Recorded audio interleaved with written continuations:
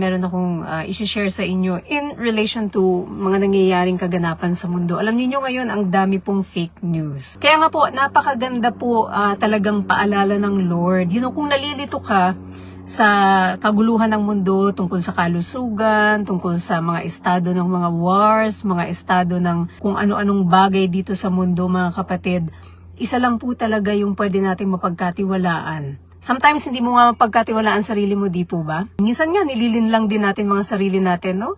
Ang mapagkakatiwalaan lang po ay ang kaisa-isa na talagang truth.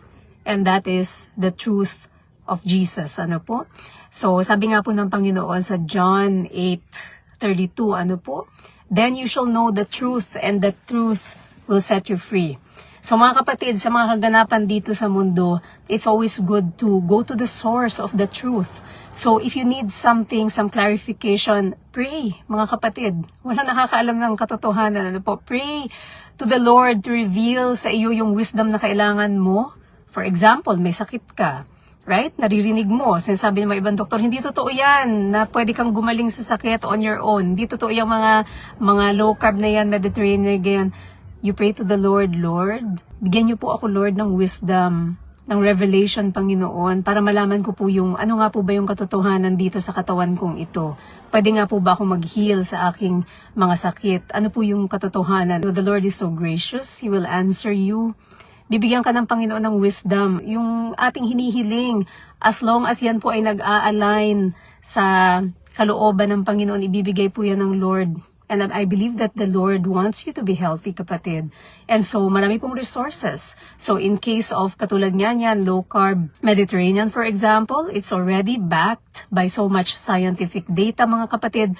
Lahat ng mga position statements, for example, Canadian Diabetes Association, American Diabetes Association, even yung mga cardiovascular societies, mga kapatid, they're already backing it up.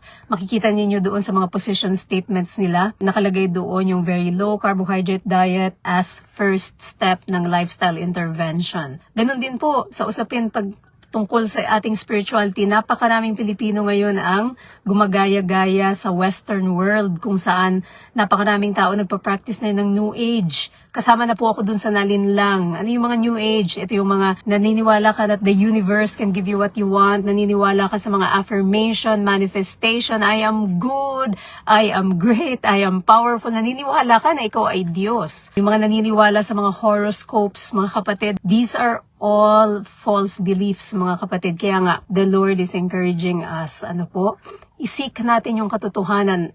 In this case, meron pong evidence ang faith, mga kapatid. Kung sakaling never ka pa nakapag-investigate sa pinaniniwalaan mong faith, go back and read the history about what you believe in. Again, kapag hindi mo matukoy kung anong source yung dapat mong paniwalaan, pray about it. And the Lord po is so very gracious. Hindi po kayo hindi sasagutin ng Lord.